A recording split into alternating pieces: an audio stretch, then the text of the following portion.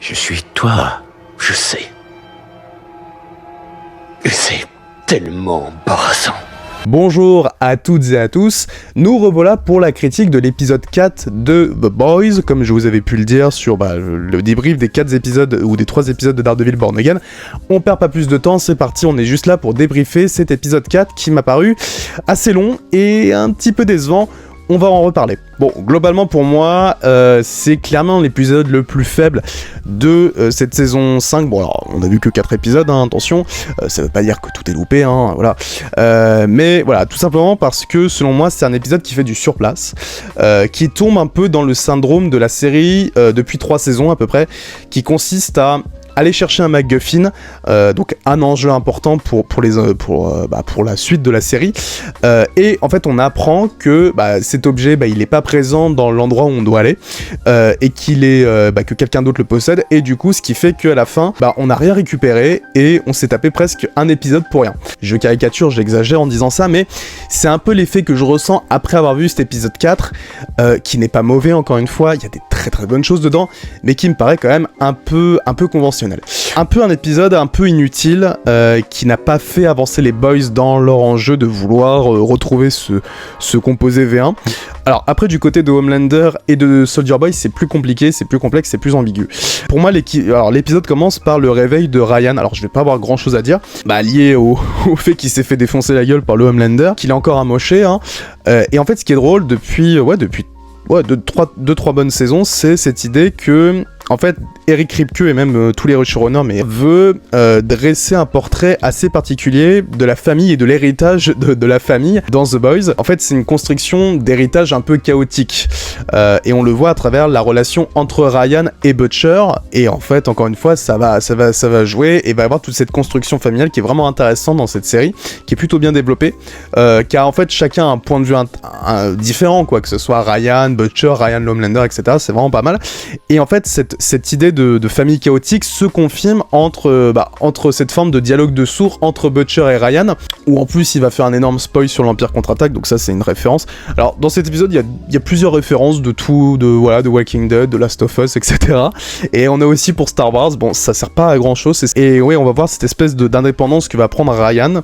Alors moi qui pensais que Ryan allait peut-être mettre du côté de Butcher, en fait non, je pense que la série va continuer ce qu'elle avait perduré à partir de la saison 4, où Ryan va être face à un monde qu'il ne comprend pas, et qu'il ne le comprend pas lui-même en fait, enfin, dans le sens où tout le monde s'en fout, tout le monde va le prendre pour une marionnette ou le manipule, et d'un côté lui il comprend pas non plus, donc c'est plutôt intéressant.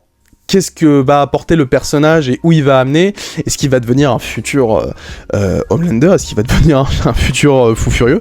Peut-être, on ne sait pas, hein. Peut-être lié au fait que son éducation ou son enfance a été très compliquée à travers toute cette histoire qu'il a eue avec Butcher, Homelander, etc.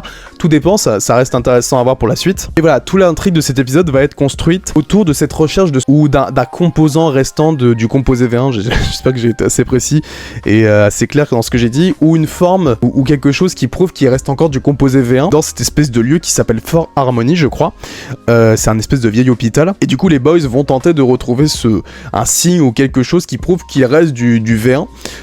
Et du côté de Soldier Boy et Homelander, ils vont rechercher également le composé V1, même si tu sens que le Soldier Boy il est surtout là pour piéger le Homelander, parce que il en a jamais eu rien foutre de sa gueule, hein, il s'en fout complètement, il a jamais pu le supporter. D'ailleurs le Soldier Boy va piéger et va trahir Homelander.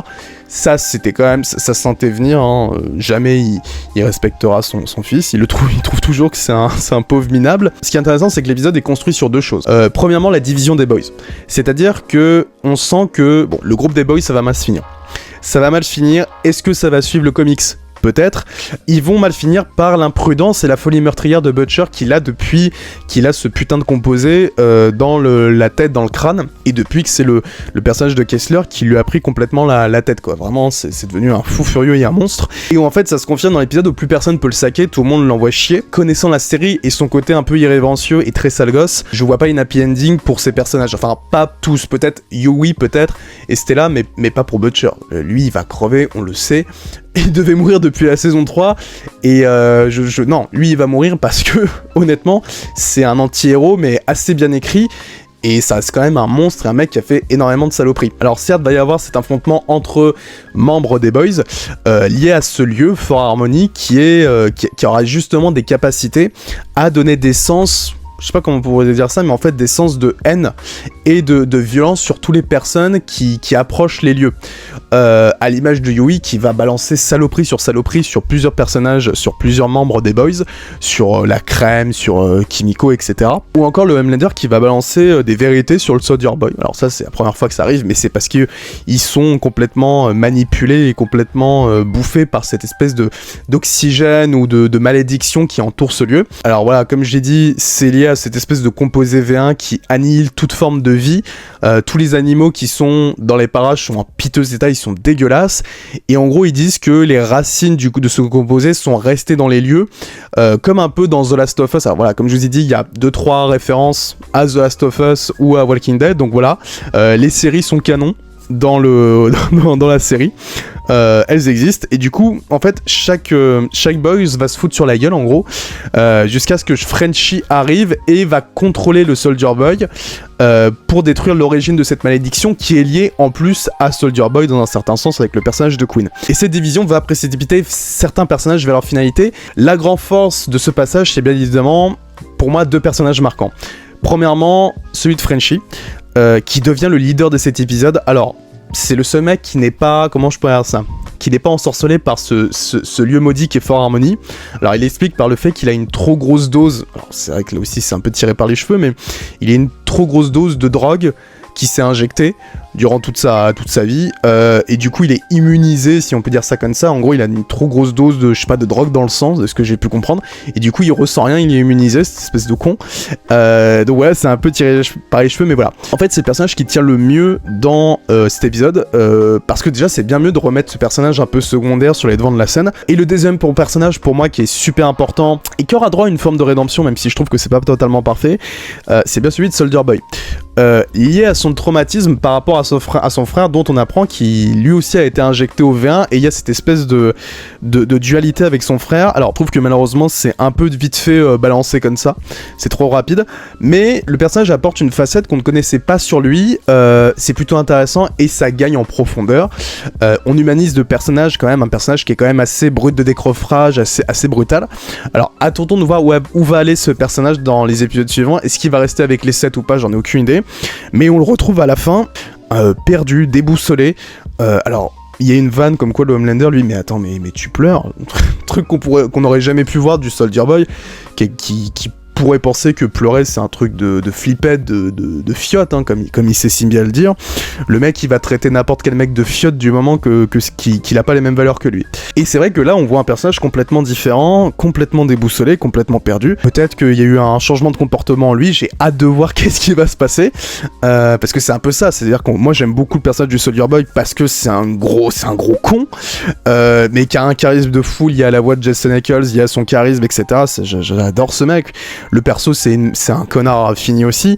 De toute façon bon, The Boys c'est un peu le tribunal des connards, hein. Il y a vraiment des mecs qui sont insupportables, mais tu les aimes par leur charisme et par le jeu des acteurs.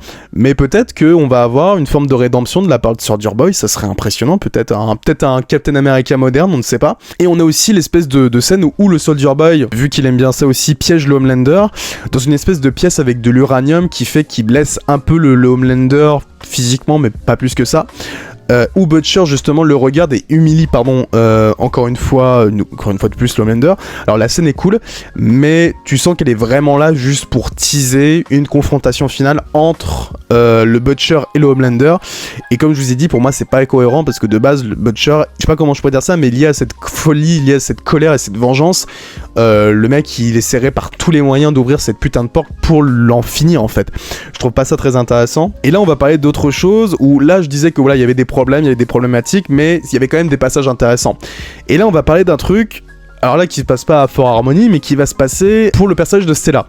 Et alors là je suis désolé, hein, si j'avais été plutôt sympa là avec l'épisode, mais là c'est pas possible. Mais est-ce que quelqu'un a demandé des passages avec l'histoire de la famille de Stella, qui ne sert absolument à rien Et vraiment, ces passages, on souffle, mais on souffle très très fort. Alors déjà que le personnage de Stella, de Annie, je sais pas comme vous voulez, n'est plus intéressant pour moi depuis 2 saisons.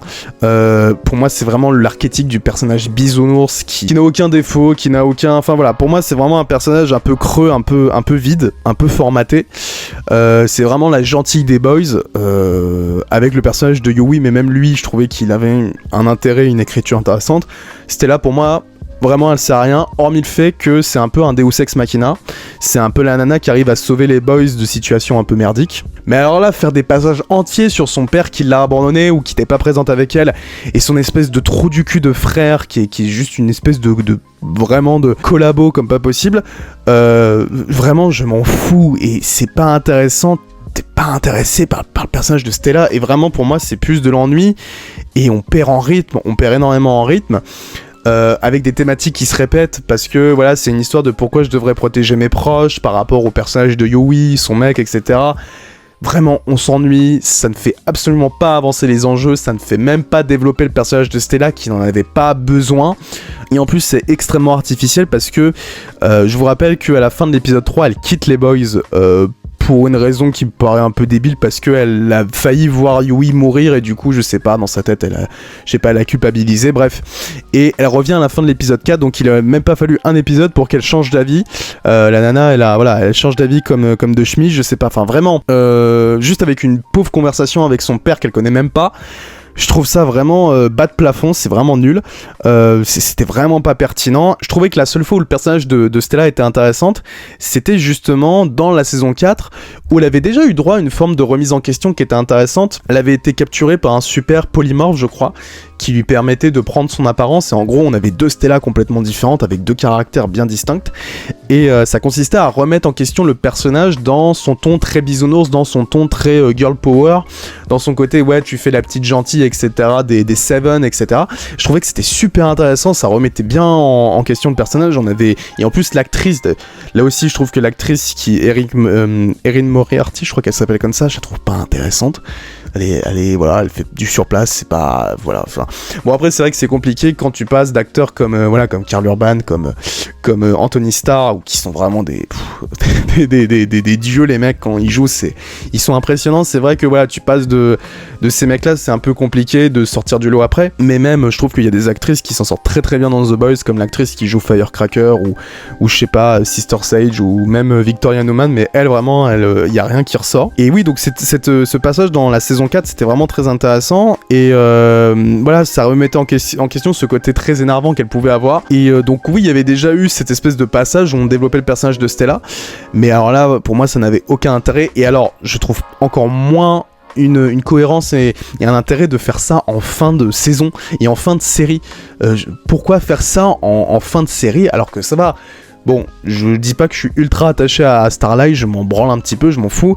Mais je pense que pour faire avancer les enjeux, il y avait autre chose de plus pertinent que faire ça, quoi. Et après avoir parlé du plus nul, on va parler au meilleur. Et pour moi, encore une fois, la plus grande réussite de cette saison 5 pour l'instant, c'est le traitement du Homelander. Le traitement plus sur ce qu'il dit de la société actuelle, qui va continuer sa spirale vers la folie, vers la pensée divine, puisque Homelander se voit maintenant comme un véritable messie, comme un véritable dieu. Alors c'était déjà concrétisé à partir de l'épisode 3, mais cette fois c'est confirmé, c'est un prophète. Voilà, il va être vu comme un prophète, comme un messie, comme un dieu, ce qui est catastrophique, ce qui est grave. C'est à la fois aussi toute la subtilité ou toute la pertinence, parce que The Boys n'a jamais été une série très subtile, mais en tout cas ça crée une cohérence dans le personnage, parce que faut pas oublier que le personnage a évolué, ou en tout cas il y a une descente aux enfers qui s'est créée, puisque dans la saison 3 on acceptait qu'il puisse faire des saloperies en public. Il y a eu bien évidemment le fait qu'on l'a vu en leader,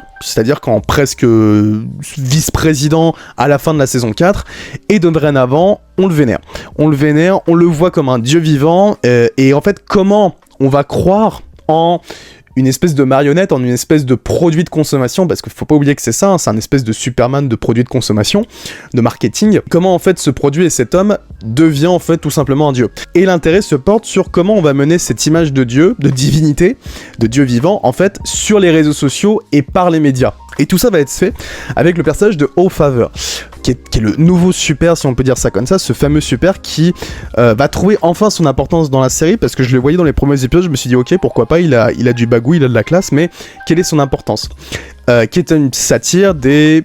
je sais pas, on pourrait dire prédicateur, extrémiste, un peu évangéliste. Et en fait, cet épisode montre comment les médias vont faire prophétiser un homme en Dieu. Et c'est absolument simple dans sa diablerie, dans sa folie, et sa critique de l'Amérique actuelle. J'en ai déjà parlé, mais oui, The Boys est une série politique, The Boys est une série d'actualité extrêmement pertinente.